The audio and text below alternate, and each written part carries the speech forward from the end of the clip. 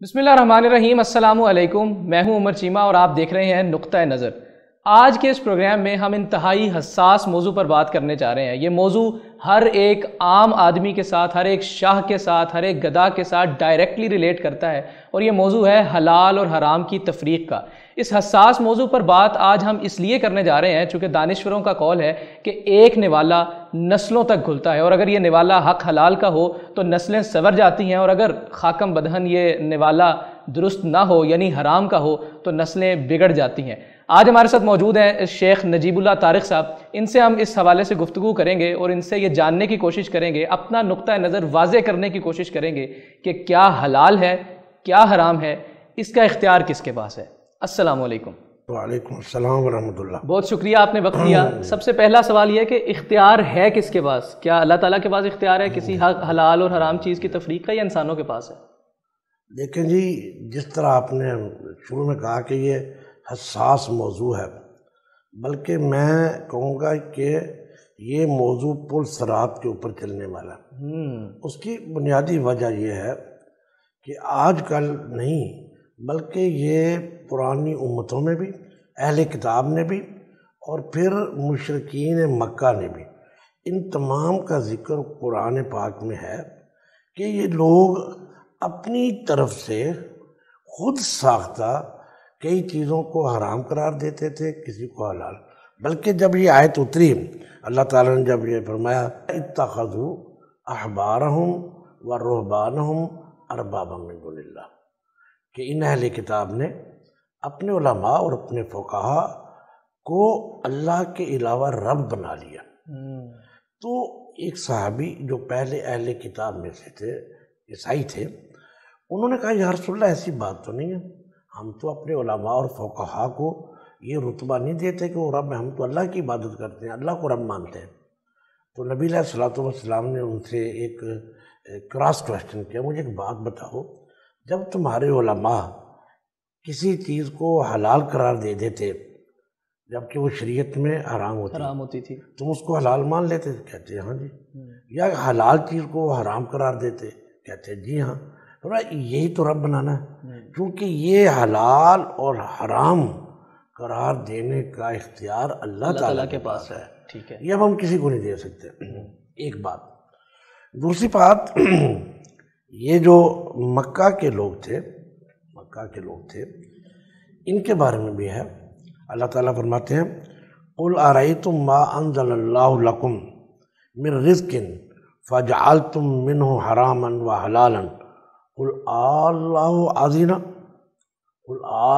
अज़िन लकुम अम अलल्लाहि तफ्तरून, कि जो अल्लाह तबारक व तआला ने रिज़्क़ नाज़िल किया है उसमें से तुम किसी को कहते हो ये हलाल है, ये कहते हैं हराम है, ये कहते हैं हलाल, ये अल्लाह पर इफ्तरा बांधते हो।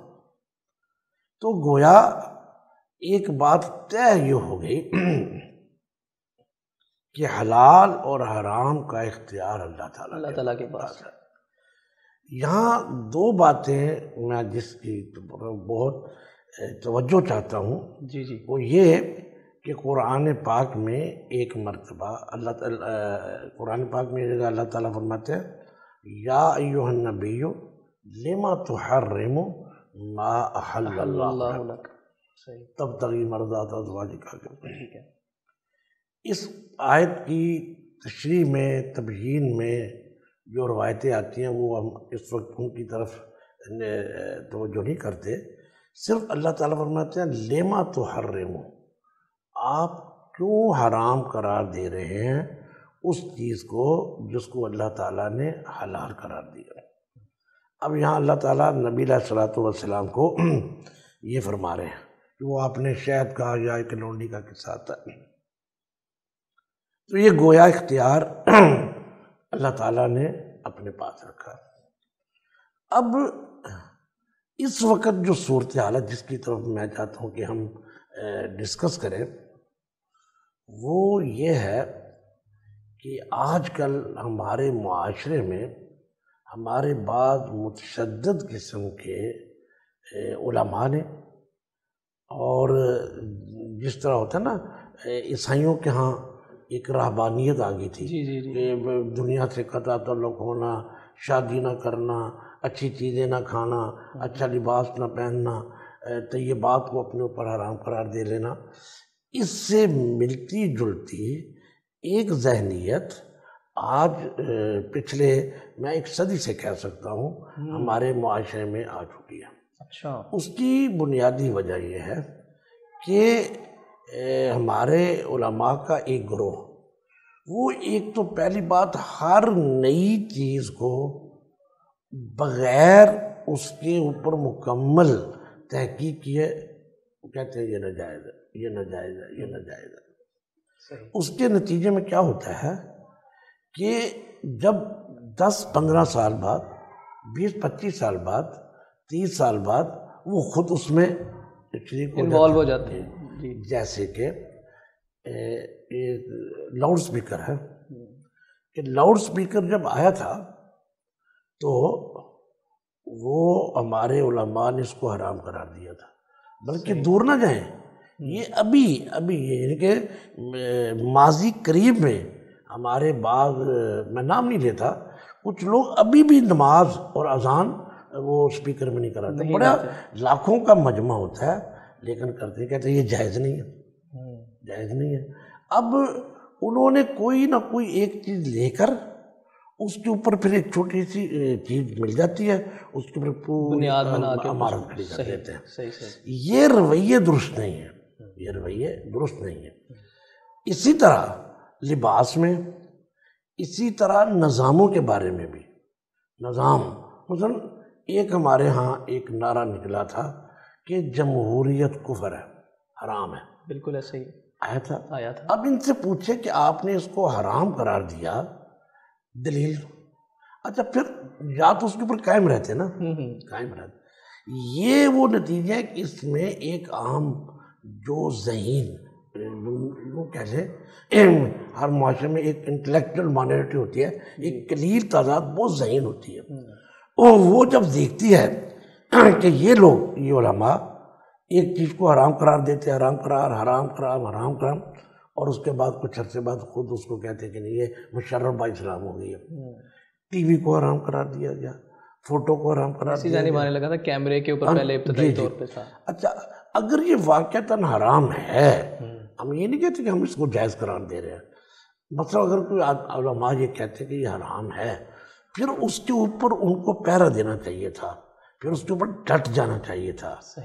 مثال کے طور پہ شرک حرام ہے، بدعت حرام ہے، اسی طرح سود حرام ہے، رشوت حرام ہے، اچھا محرمات ہمارے رشتے کچھ ہیں، اور بہت سی چیزیں جو ہیں اللہ تبارک و تعالی نے حرام اور حلال کے پیمانے بالکل واضح کر دیے۔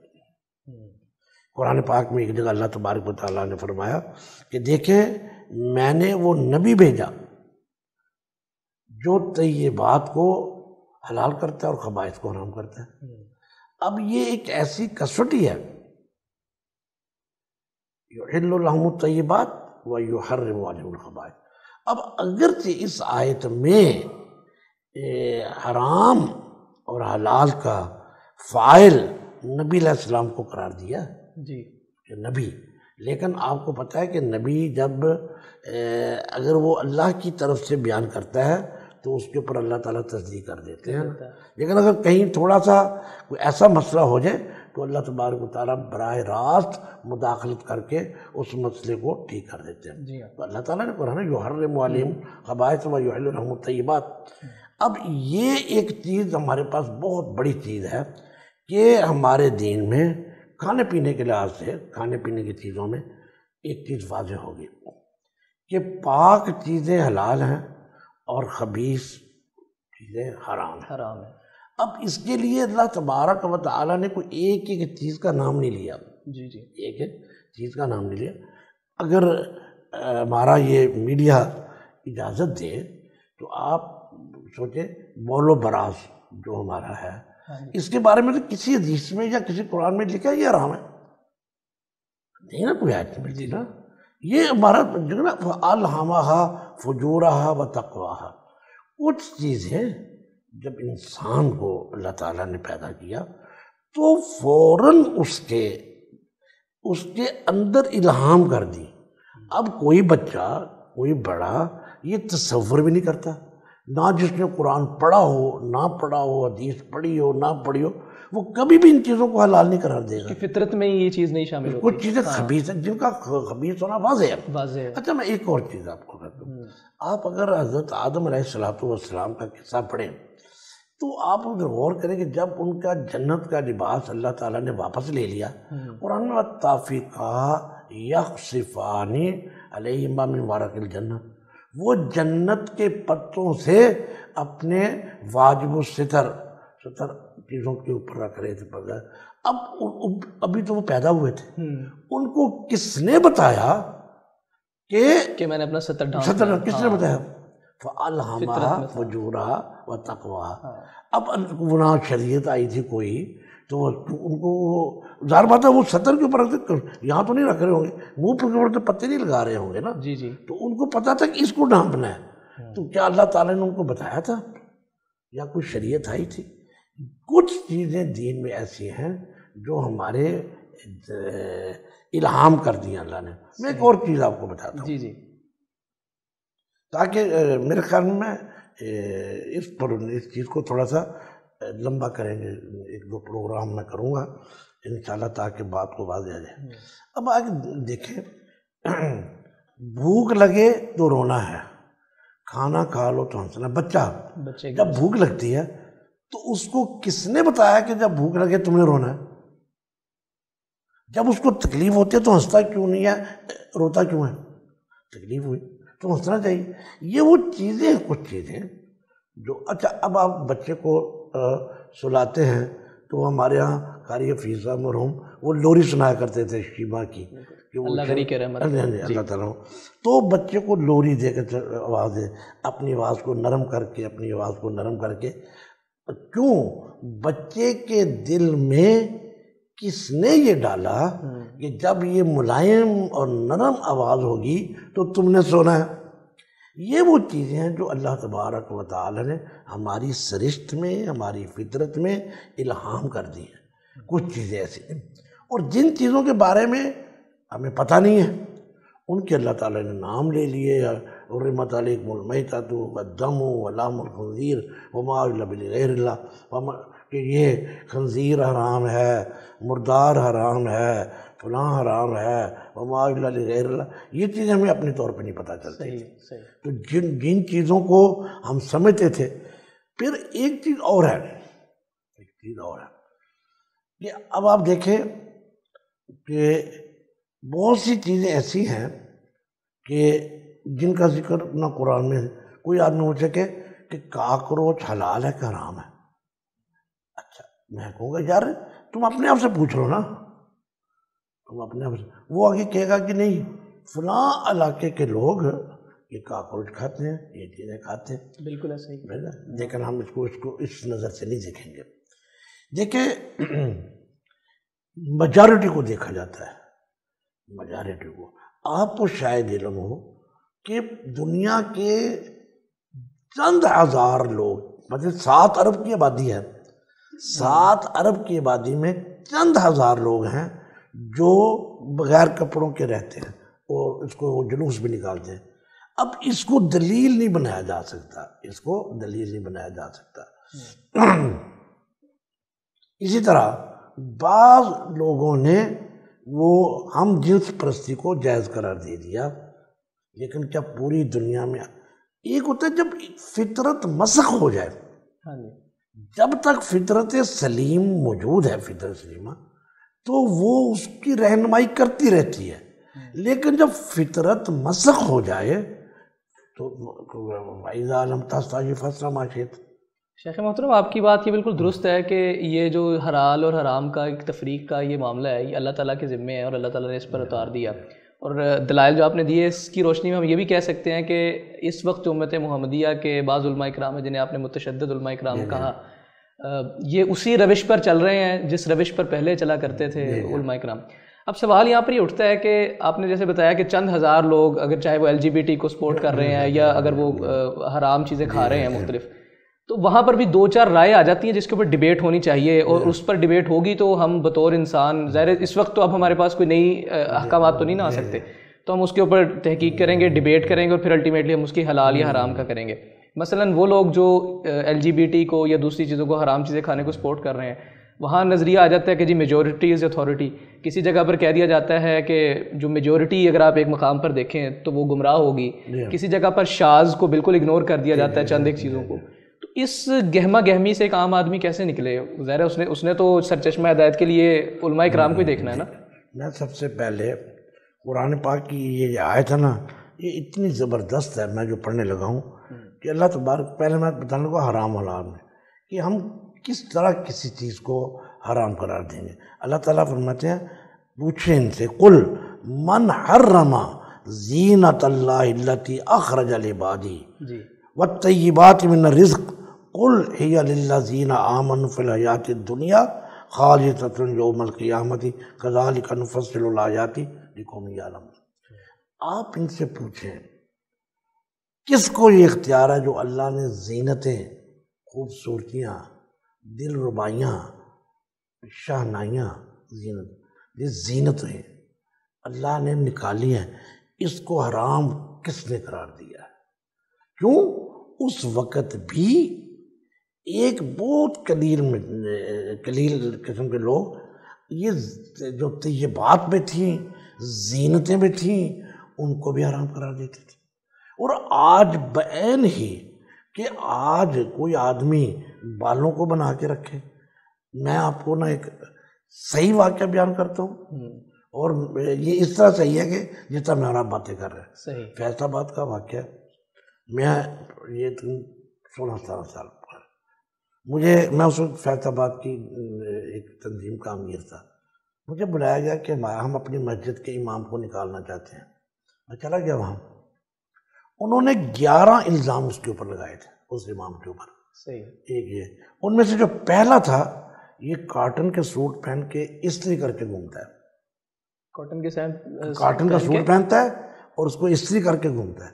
یعنی کہ ان کے نزدیک کہ ایک دیندار آدمی کے لیے خوبصورت بن ٹھن کے رہنا جرم تھا.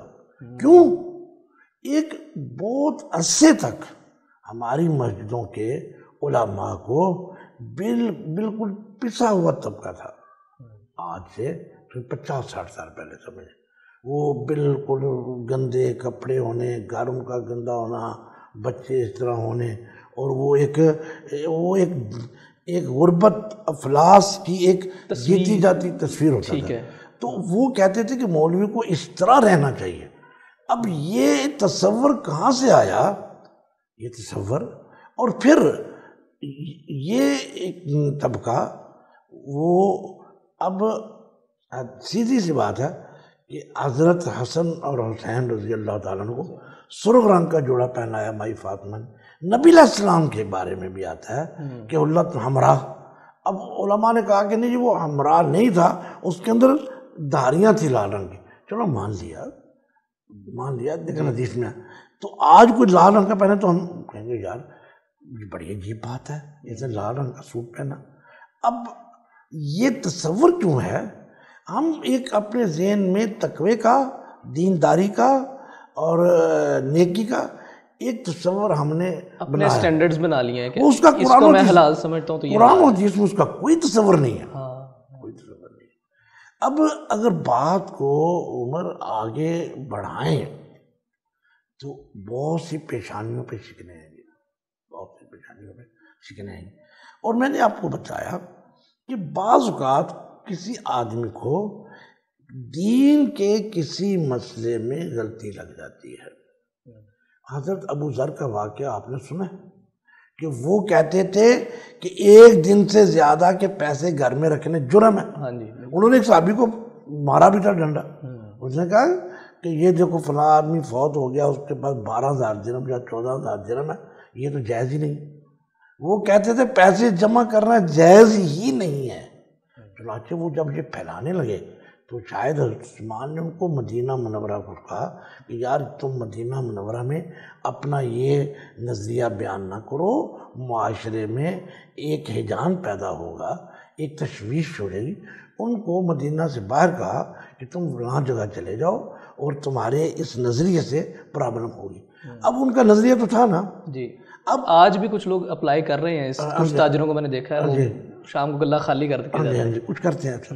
اب ان چیزوں کو دیکھیں، آگے چل کر اگر آپ اس کو آگے لے کے چلیں تو پھر آپ کو یہ پتہ چلے گا کہ مکہ کے لوگوں نے عجیب عجیب نظریات بنائے ہوئے تھے. جانور ہیں، یہ جانور ہمارے مردوں کے لیے حلال ہے، عورتوں کے لیے حرام ہے. یہ کھیتی ہمارے لیے ہے، یہ ہمارے بتوں کے لیے، یہ ہمارے ان کے لیے. وہ خود ہی کھیتی کو بھی حلال حرام کے حصے قرار دیتے تھے، جانوروں میں بھی کرتے تھے. یہ مردوں پہ حلال ہے، یہ عورتوں پہ حلال ہے. پھر کچھ جانوروں کو جیسے کہتے ہیں ما جعل اللہ من بحیرۃ ولا صائبۃ ولا وصیلۃ ولا حام، یہ کچھ جانور رکھے ہوئے تھے، ان کے بارے میں کہتے تھے اپنی طرف سے کہ ان کو کسی نے کچھ نہیں کہنا. تو یہ تصور اہل کتاب میں بھی آ گیا تھا اور پھر جو ہے مکہ کے مشرکوں میں بھی تھا.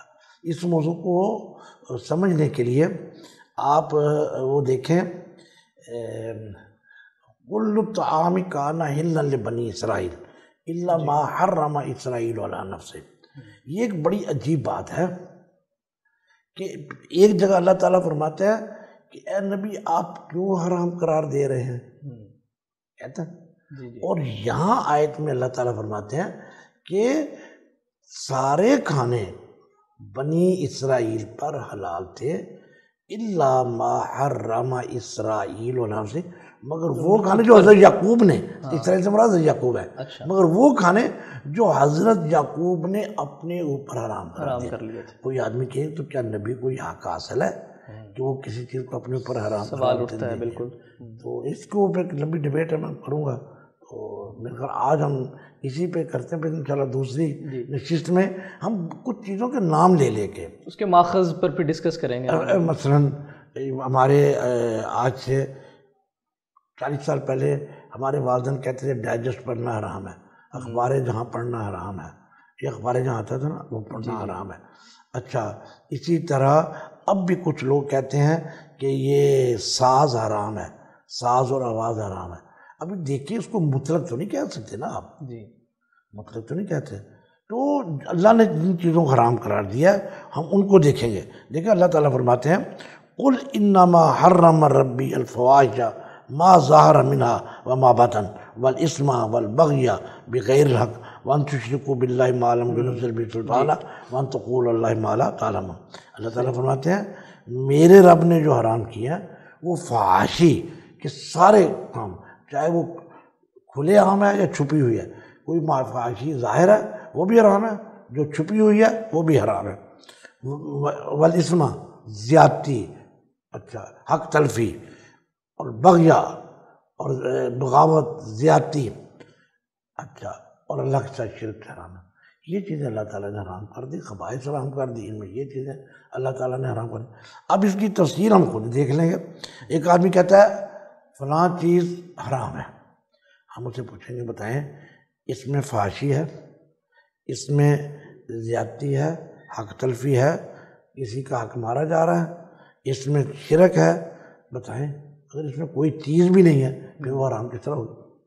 یا یہ خبیث ہے، خبائث میں اس کو شامل کر کے دکھاؤ، یا اللہ تبارک و تعالیٰ نے اس کو حرام قرار دیا ہے مگر ربا ہے. اچھا جن چیزوں کو اللہ تعالیٰ نے حرام قرار دیا وہ حرام ہے. اور ایک بات اور یاد رکھیں، جو چیزیں اللہ نے حرام قرار دی اللہ کے نبی نے ان کو چھپا چھپا چھپا کے نہیں بیان کیا، کھلے عام بیان کیا. یہ نہیں تھا، وہ تو تبیان کیا نا.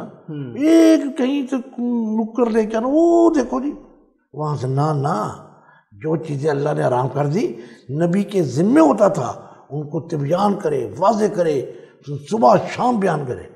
تو ایک چیز کو لے کر وہ دیکھو جی فلاں وقت میں فلاں جگہ میں یہ کام ہوا تھا لہذا وہ حرام ہے. اللہ کے بندو کیا حرام اور حلال نبی علیہ السلام اس طرح بیان کرتے تھے؟ بھائی وہ تو ایک دین اسلام کا مسئلہ تھا، اس کو تو نبی کھلا بیان کرتے تھے، صبح شام بیان کرتے تھے، مجلسوں میں بیان کرتے تھے. تو اس کو لے کے کہ جی وہ دیکھو فلاں جگہ کے کھینچ کے لانا کونوں کھدروں سے، اس طرح نہیں حلال اور حرام ہوتے. حلال اور حرام واضح ہیں۔ جس طرح آپ نے شیخ محترم کی تمام تر ڈیبیٹ سنی، تمام تر باتیں سنی، یہ ایک نشست میں کنکلیوڈ ہونے والی یہ چیز ہی نہیں ہے۔ یعنی ہم اس چیز کا فیصلہ تو کر سکتے ہیں کہ جسے بادی نظر میں یا عام فہم زبان میں کہا جائے کہ موٹی موٹی چیزوں کا تو ہم اندازہ لگا سکتے ہیں کہ یہ چیز حلال ہے، یہ چیز حرام ہے، اور جو چیزیں قرآن مجید کے اندر بتا دی گئیں کہ یہ چیزیں حلال ہیں اور یہ چیزیں حرام ہیں، ان سے بچنا ہے، یہ چیزیں تو واضح ہو جاتی ہیں۔ لیکن جو جدید مسائل ہیں، جو جدید علوم ہیں، اور جو جدید اس وقت لوگوں کو نقطہ ہائے نظر اس وقت ان کو تنگ کر رہے ہیں، اس کے اوپر حلال اور حرام کی تفریق اس وقت ایک ڈیبیٹ کا مرکز بنی ہوئی ہے، اور یہی وہ چیز ہے جو لوگوں کے نقطہ نظر کو منتشر کر رہی ہے۔ کوئی کسی سمت سوچ رہا ہے، کوئی کسی سمت سوچ رہا ہے۔